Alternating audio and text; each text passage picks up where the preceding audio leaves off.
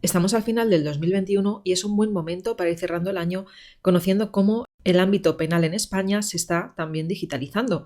Hoy nos acompaña Guadalupe Varela, que es la subdirectora general de Penas y Medidas Alternativas de España. En este episodio tocaremos temas tan interesantes como el tratamiento que se aplica a hombres que han sido penados por violencia de género. Aquí tenemos a Guadalupe y antes de nada pues me gustaría darte las gracias por tu tiempo de estar aquí, contarnos todo esto que nos vas a contar hoy tan interesante. Y lo primero que te quiero preguntar es que nos hables de tu trayectoria profesional. Muchas gracias, Gemma. Bueno, yo te puedo decir que llevo 34 años trabajando en la institución penitenciaria. Soy psicóloga de formación del Cuerpo Superior de Técnicos de la Administración General del Estado. Y bueno, mi trayectoria es muy extensa. He dirigido prisiones, he sido directora de prisiones de Aranjuez, Herrera de la Mancha, Victoria Ken. Luego también he sido subdirectora en la prisión de Ocaña, también en el Victoria Ken. Luego, en mi época de trabajo de psicóloga, he diseñado, ejecutado y evaluado programas de violencia de género, agresores sexuales, prevención de suicidios, enfermedad mental. Bueno, tengo un currículum muy extenso y que tampoco vamos a perder el tiempo. Eso sí que sería perder el tiempo contándolo, ¿no? No es tan relevante. Mi papel ahora mismo es gestiono a nivel nacional todo el medio abierto, es decir, aquellas personas penadas que están en un régimen de semilibertad, en tercer grado o en libertad condicional, y aquellos que han sido condenadas a una pena alternativa a la prisión, que son sanciones penales por delitos menos graves o leves con una consecuencia penal menos grave. Las consecuencias de este tipo de sanciones penales son o los trabajos en beneficio de la comunidad, o los programas y los talleres de tratamiento a través de las suspensiones de condena, cuando la pena es privativa de libertad pero es suspendida la ejecución. Pues mi trabajo es gestionar a nivel nacional este área dentro de la institución penitenciaria. O sea, la última parte del cumplimiento de la condena, en el último grado, que es el tercero, más la libertad condicional, más los que no llegan a entrar en prisión porque su pena, su sanción penal, es alternativa a la pena privativa de libertad. Hola, soy Gemma Gutiérrez, diseñadora de productos digitales.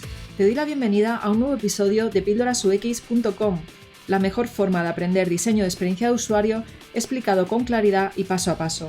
Aprende con una pequeña píldora cada semana, estés donde estés.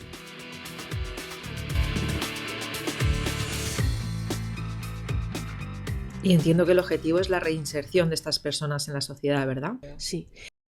Además, el medio abierto es como un trampolín, ¿no? Donde ahí la intervención es muchísimo más individualizada porque lo que se pretende es una inserción total y absoluta. Es decir, hay una amplitud de horarios, hay un estudio muy pormenorizado de las necesidades que presenta cada uno de los individuos para poder orientar hacia el exterior en todas sus necesidades, tanto sociales como económicas, como laborales, formativas, de tratamiento específico, si tiene un problema de drogas, de alcoholismo, del tipo que sea. Me gustaría que nos contaras por qué crees que es importante o por qué se está realizando el tratamiento a agresores tanto dentro como fuera de la prisión. Bueno, tanto fuera como dentro. Es importantísimo porque no hay manera de luchar contra la violencia de género si no trabajamos también con los maltratadores. Es que a los maltratadores hay que tenerles en cuenta en el sentido de que si no trabajamos con ellos, si no intervenimos con ellos, si no intentamos de alguna manera minimizar o anular aquellos factores directamente relacionados con el hecho delictivo, esos delitos van a volver a cometerse o bien con otras parejas o bien revictimizando a la pareja anterior, porque a veces vuelven otra vez con su pareja anterior, se perdonan, reanudan de nuevo la convivencia. Entonces, la única manera de acabar con ese círculo es trabajando también con el maltratador.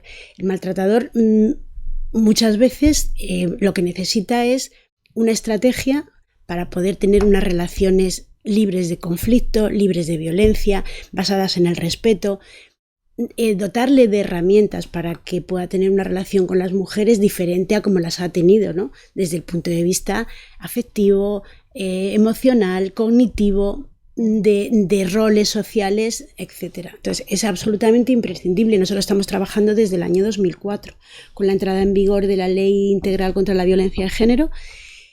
En su artículo 42, 1 y 2 ya hace responsable a la Administración Penitenciaria de llevar a cabo todos aquellos tratamientos que permitieran la reinserción de los condenados por delitos de violencia de género, y desde entonces estamos en ello, desde el 2004. Hemos ido evolucionando, los programas se han ido mejorando, se han ido enriqueciendo, han ido evolucionando un poco con la sociedad y con los nuevos tiempos, ¿no? Y bueno, pues hemos ido haciendo, porque evidentemente tú no sabes si lo que estás haciendo lo estás haciendo bien si no tienes una evaluación externa, ¿no? Entonces, hasta ahora hemos querido que externamente nos hiciera la evaluación la universidad. Y hemos contado con las evaluaciones de la universidad, tanto de la Autónoma de Madrid como de, ahora que el último estudio, que es el que estuviste tú, de FIADIS y de Amiqueco, que son, FIADIS es una federación de estudio de seguridad y contra la violencia, y Amiqueco, que es una entidad del tercer sector que se dedica a trabajar con maltratadores. Y teniendo en cuenta estos tratamientos, ¿podrías explicarnos por encima cómo funciona el programa de realidad virtual que queréis aplicar como tratamiento? Estamos estudiándolo. Tenemos, mira, lo que ya sí que tenemos implementado, que eso nos ha empujado, la pandemia nos ha empujado a todos, y es que parte de los programas y prácticamente la totalidad de los talleres, porque tenemos para los delitos de violencia de género, tenemos por un lado los talleres psicoeducativos, tenemos el taller Regenerar, y luego por otro lado tenemos el programa psicoeducativo, o sea, el programa de intervención psicológica. ¿Cuál es la diferencia? Pues porque, como evidentemente los delitos son distintos dependiendo de la gravedad y las consecuencias penales son diferentes, para aquellos que, por ejemplo, tienen una condena de trabajos en beneficio de la comunidad, por ejemplo, 20 jornadas, 30 jornadas, en lugar de ponerles a cumplir realizando tareas de utilidad pública, pues qué sé yo, limpiar los parques, ayudar a la policía municipal a poner conos, a poner vallas, pues si el delito es de violencia de género, los hacemos cumplir a través de un taller psicoeducativo. Entonces, el taller psicoeducativo en la pandemia todo se paralizó, pues porque nosotros tenemos una responsabilidad social y es hacer ejecutar las sentencias que nos mandan los juzgados, evidentemente. Entonces, ya se empezó a hacer vía online, de tal manera que nuestros y nuestras terapeutas conectaban con nuestros usuarios, con nuestros penados, a través de la vía telemática, y se empezó a adaptar el contenido a la vía telemática, de tal manera que muchos hombres pudieron cumplir su pena a través de la intervención telemática. Eso por un lado. Luego, por otro lado, evidentemente, pues también se hizo un seguimiento muy directo de ellos, pues a través telefónico, nuestros profesionales, porque nadie se podía mover de su casa, ¿no? Y nosotros teníamos que saber si había factores de riesgo, con quién vivían, qué situaciones de riesgo se podían generar. Entonces nosotros eso lo intentamos controlar de esta manera. Primero con una atención telefónica bastante constante y bastante frecuente, y por otro lado con la intervención por medio de la videoconferencia. Luego vimos que eso daba muy buen resultado, y entonces empezamos a adaptar los contenidos, porque al principio fuimos un poco improvisando, pues como todo, como nos ha pasado a todos, ¿no? Empezamos a improvisar, pero luego cuando vimos que los resultados eran muy buenos, que ellos se sentían muy satisfechos, que estaban evaluando de una manera muy satisfactoria la intervención, porque eso les permitía, estando en casa, tener una ayuda profesional y terapéutica, pues empezamos a adaptar los contenidos a la vía telemática. Y luego los programas son para aquellos penados que tienen una condena privativa de libertad, pero les es suspendida. Entonces, esos programas duran entre 10 y 12 meses, porque el taller es más corto, son 10 sesiones que se desarrollan aproximadamente en un par de meses, pero el programa de intervención dura entre 10 y 12 meses, y es una intervención muy profunda. Entonces, la parte de los programas hay algunas unidades que se pueden hacer por la vía telemática, pero hay otras que requieren la presencialidad. al inicio del programa, evidentemente necesitan la presencialidad del terapeuta porque se establecen las relaciones terapéuticas, el compromiso, la implicación dentro del programa, y entonces es preferible que sea presencial. Y luego hay otras unidades que también es necesario que sean presenciales, pues cuando se trabaja la emoción, pero luego hay otras que son más bien de corte educativo, que se pueden hacer vía telemática. Con lo cual los programas ahora mismo los estamos haciendo mixtos, de una parte presencial y una parte telemática. La vía telemática es absolutamente estupenda porque hay sitios muy pequeños dentro de la geografía española y servicios nuestros de gestión de penas pequeñitos con pocos recursos. Entonces a lo mejor tienen, por ejemplo, uno de los programas que tenemos que es muy chulo, bueno, muy chulo desde el punto de vista psicológico, claro, entiéndeme, desde el punto de vista profesional, es el Fuera de la Red, que es para pornografía infantil, para personas condenadas por el uso y el compartir pornografía en la red, pornografía infantil.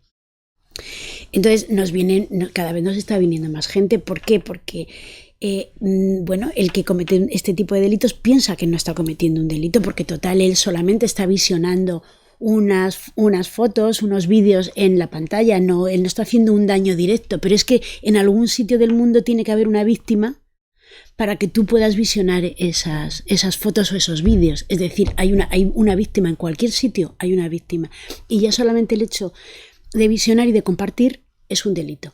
Claro, la unidad tecnológica de la Policía Nacional y de la Guardia Civil cada vez están mucho más experimentados y claro, les detectan inmediatamente, nada que se meten ellos, los detectan. Cada vez estamos teniendo más gente, más hombres que comparten pornografía infantil en la red. Entonces tenemos un programa, por eso te decía, es chulo desde el punto de vista profesional. Pero claro, imagínate, a lo mejor, yo que sé, en Teruel, o en Soria, pues tenemos a 1 o a 2. Entonces, como no podemos tener, a veces no hay recursos para tener programas para tan poca gente, pues lo podemos hacer por la vía telemática. Y entonces, a veces montamos talleres y programas centralizados donde puede haber gente de Teruel, de Burgos, del Puerto de Santa María, de Sevilla, y así llegamos a más gente y hay más gente que puede participar en este tipo de intervenciones, que de la otra manera pues sería mucho más complicado. Al final terminaríamos buscando los recursos, pero sería más complicado, mientras que la vía telemática nos permite una intervención mucho más rápida, mucho más ágil y infinitamente más barata para todos. Me parece muy interesante esto que cuentas. Además, no sabía que existen tratamientos también para pederastas. Sí, también, sí.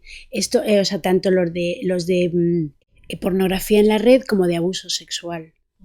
Porque a veces algunos abusos sexuales pues no se penan con condenas de privación de libertad, sino con privación de derechos, que son las medidas alternativas, las penas alternativas. También me gustaría que nos hablaras sobre ese piloto de realidad virtual que tenéis. Está totalmente en piloto y es más, se ha iniciado en Cataluña. Entonces nosotros hemos tenido conocimiento y inmediatamente nos hemos puesto en contacto con ellos a ver qué están haciendo, a ver cómo lo están organizando.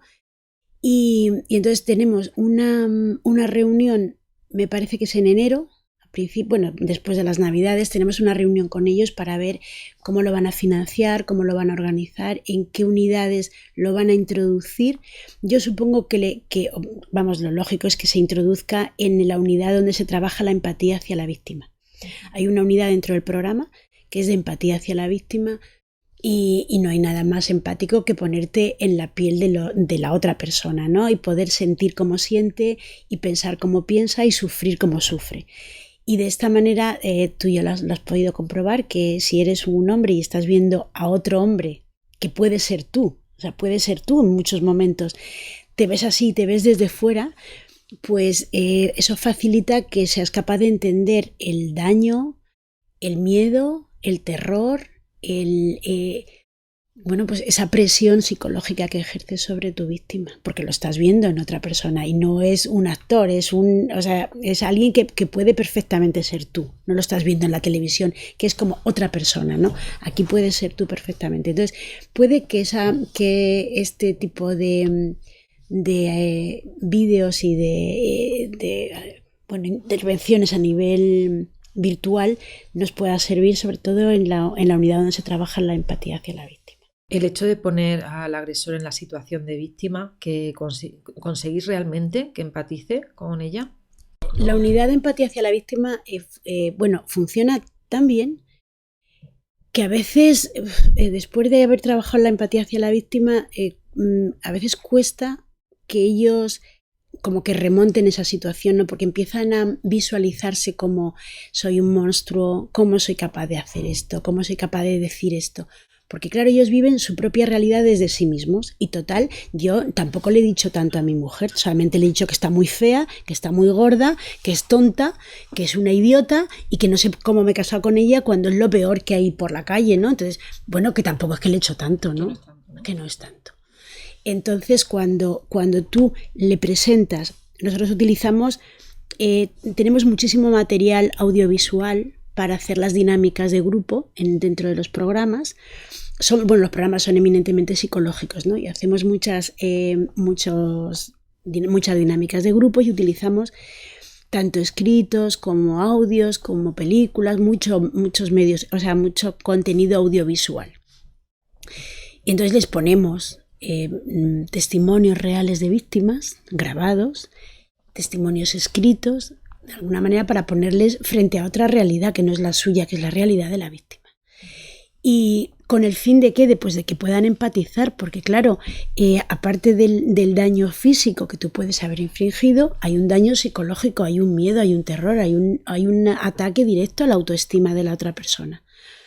Que a ti te parece que eso es una tontería, pero cuando tú ves las consecuencias de tu conducta en la otra persona, el daño que has hecho, el daño que has producido, empiezas a entender, pero ya no solamente cognitivamente, empiezas a entender emocionalmente, empiezas a empatizar y empiezas a darte cuenta del daño que cualquier cosa puede llegar a producir, ¿no? Y sobre todo en una persona pues que probablemente sea más vulnerable que tú, se sienta más débil que tú, tenga menos autoestima que tú, esté en un plano de desigualdad dentro de la pareja, o se sienta en un plano de desigualdad, porque a veces no es que estés, es que te sientas en un plano de desigualdad dentro de la pareja, y facilita, o sea, la empatía hacia la víctima es una unidad absolutamente esencial dentro del programa. Porque además en la mayoría de los casos estas víctimas llevan años sufriendo estos malos tratos y normalmente pues tienen lo que es la autoestima muy baja, ¿no? O prácticamente no tienen autoestima.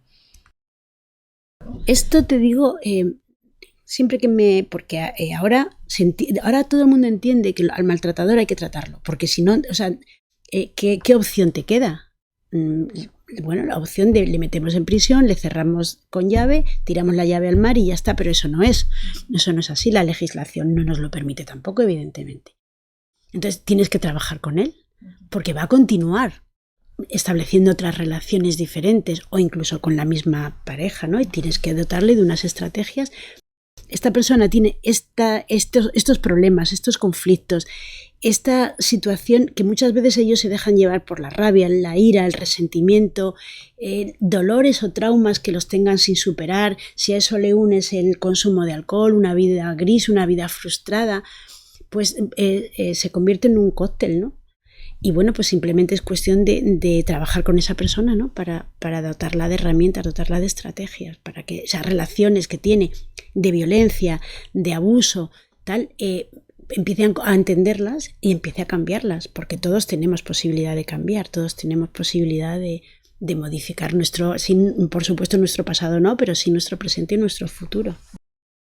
¿Podrías explicarnos por qué existe una ley de violencia de género en España?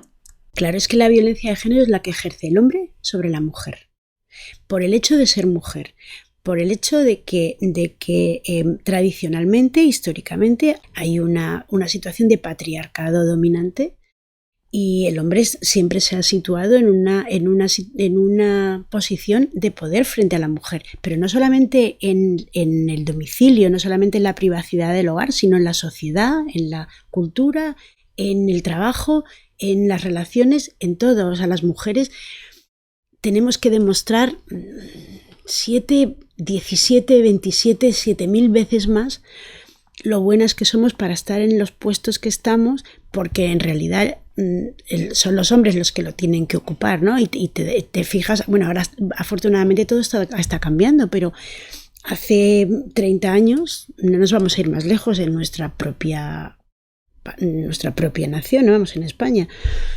que prácticamente todas las mujeres se dedicaban a cuidar, a criar a sus hijos y los hombres eran los que traían el dinero a casa. Eso les situaba en una posición de poder y de dominación sobre la mujer y sobre todo. Y ahora no. Ahora, afortunadamente, pues la mujer está empezando a conquistar su sitio. Y no ya como gran mujer detrás de un gran hombre, ¿no? Sino como gran mujer en sí misma. Entonces, ¿por qué? ¿Cuál es la diferencia, no? Porque hay mucha gente, y también en la prensa, muchos periodistas confunden violencia doméstica con violencia de género. La violencia de género es aquella que se ejerce única y exclusivamente del hombre a la mujer, y sobre todo a la mujer con la que ha mantenido una relación de afectividad o de noviazgo o de matrimonio o de análoga naturaleza. Luego lo demás, dentro del seno del hogar, la violencia se puede ejercer de los nietos a los abuelos, de los hijos a los padres, de la mujer al marido, de la mujer al suegro. Es decir, tiene muchas direcciones, pero eso ya es violencia doméstica. Se ejerce dentro de la privacidad del hogar, aunque ya no sea una violencia privada, porque ya evidentemente la ley ampara a aquella persona que es víctima, pero se suele ejercer en el hogar, la intimidad del hogar, pero es violencia doméstica.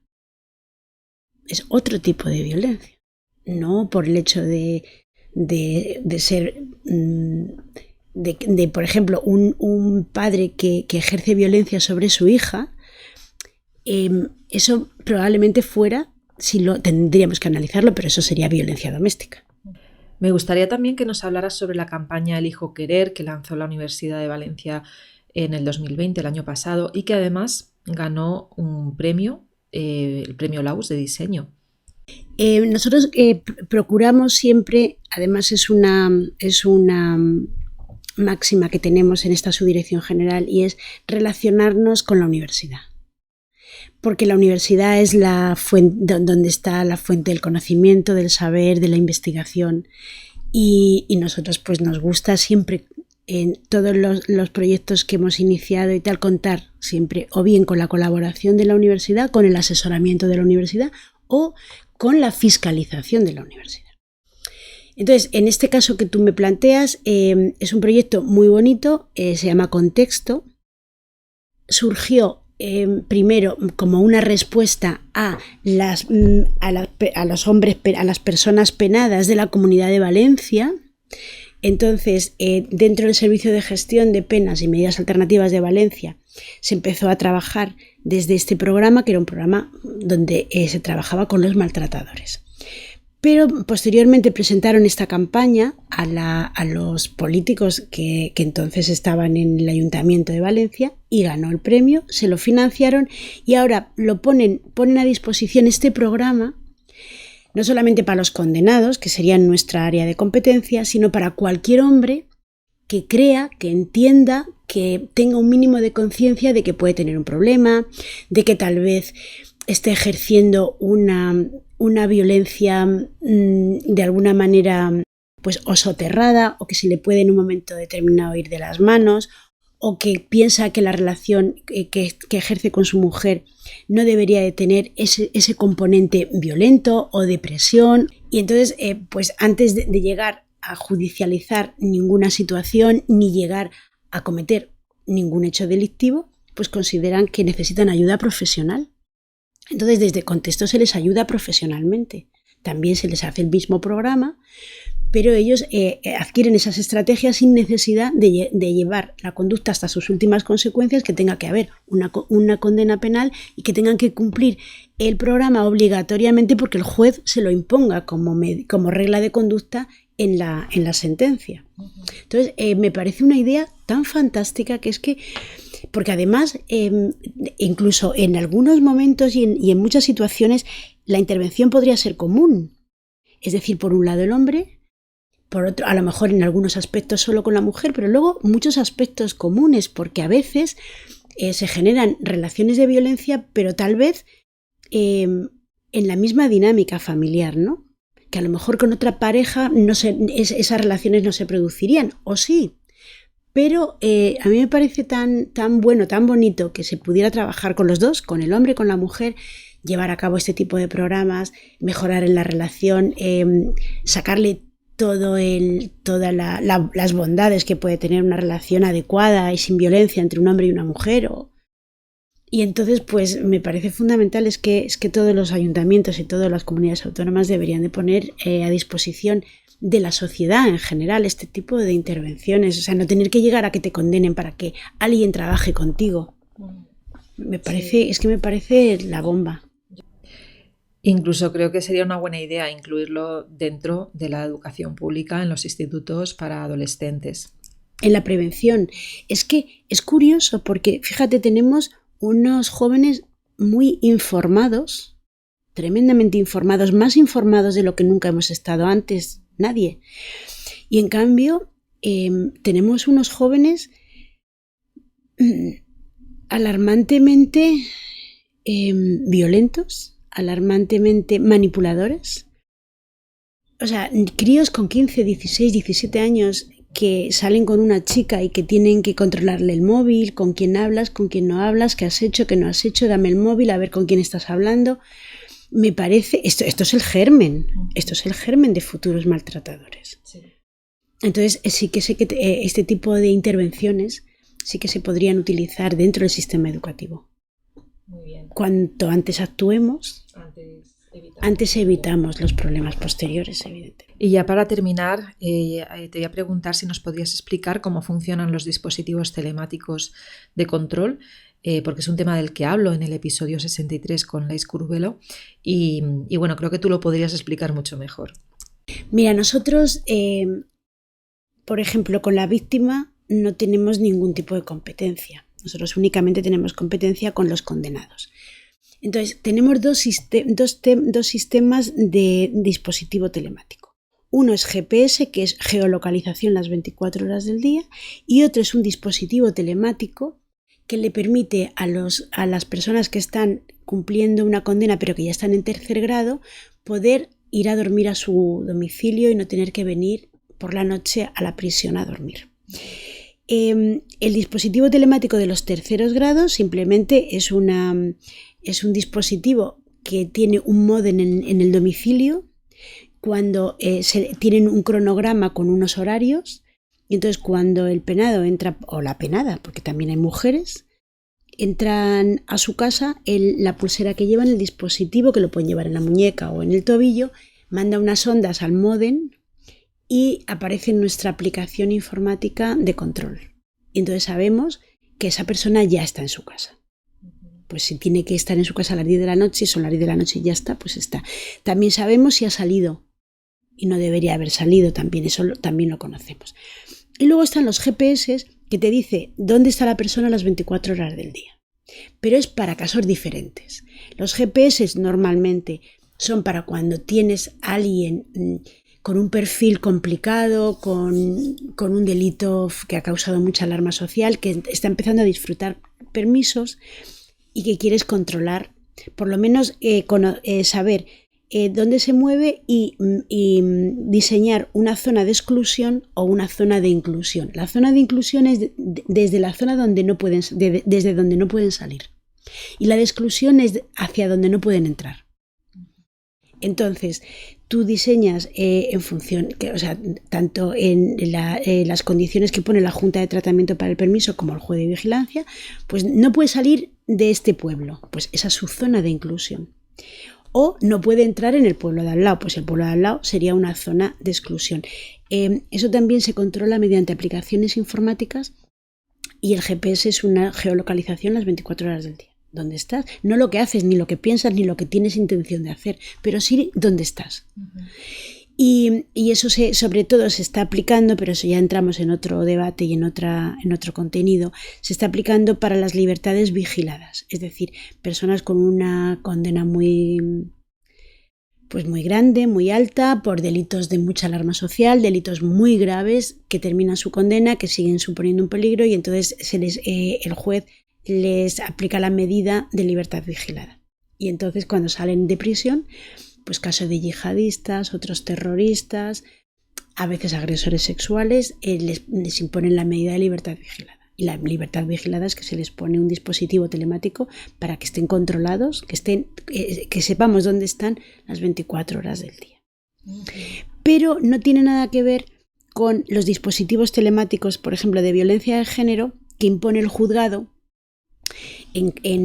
cuando son preventivos o simplemente porque la orden de alejamiento se incumple y al final dicen, vale, pues ponemos un dispositivo telemático, se lo ponen al agresor, pero se lo ponen también a la víctima, de tal manera que cuando el agresor se aproxima a la víctima hay una alarma que ya te dice que está habiendo una aproximación y se puede actuar, porque quien está haciendo el control puede llamar a las fuerzas y cuerpos de seguridad del Estado y avisar, oye, tengo un GPS que está a 200, porque hay zona de exclusión y de preexclusión. Cuando está, por ejemplo, está a 300 metros de la zona de exclusión. Entonces se puede actuar. Pero estos dispositivos telemáticos son competencia ahora mismo del Ministerio de Igualdad, que es quien lo está gestionando.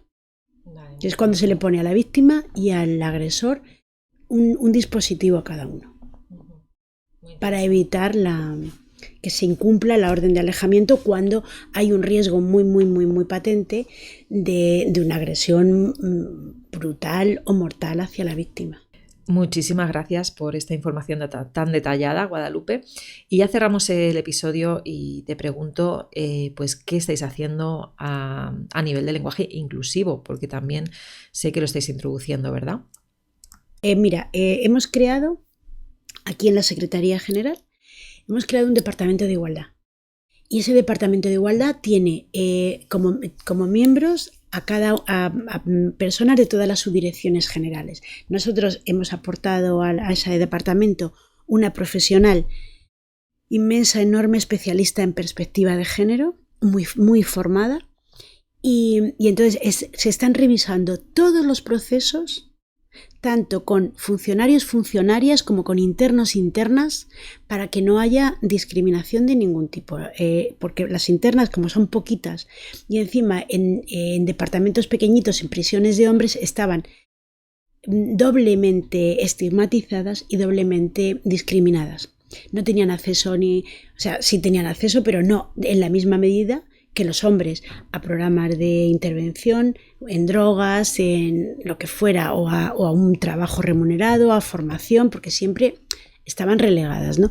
Y en cuanto a funcionarios o funcionarias, pues también hay mucho que evolucionar, porque hay muchas funcionarias que es que no quieren salir o no se las saca de determinados entornos porque en otros pueden ser peligrosos, y no. Es decir, tiene que haber unos procesos de igualdad absoluta, tanto con internos, con internas, con funcionarios y funcionarias. Este departamento está revisando todo. Y hemos empezado por lo más básico, y es por el lenguaje. Entonces, por ejemplo, en un centro penitenciario toda la documentación es el interno firma el interno fulano, el interno mengano. Entonces hemos empezado por lo más básico, que es cambiar todos los formularios, todos los documentos y todo para que sea interno o interna. O persona, porque eso también es muy cansino, interno, interna, ciudadano, ciudadana, pues persona penada. Una persona penada puede ser una persona masculina o una persona femenina.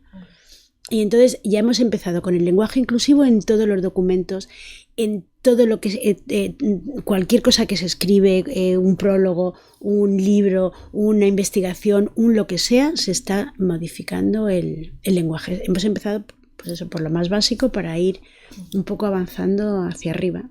Y sí, que por lo menos que nosotros somos administradores, que además es que es un deber legal, o sea que es algo que tenemos que cumplir.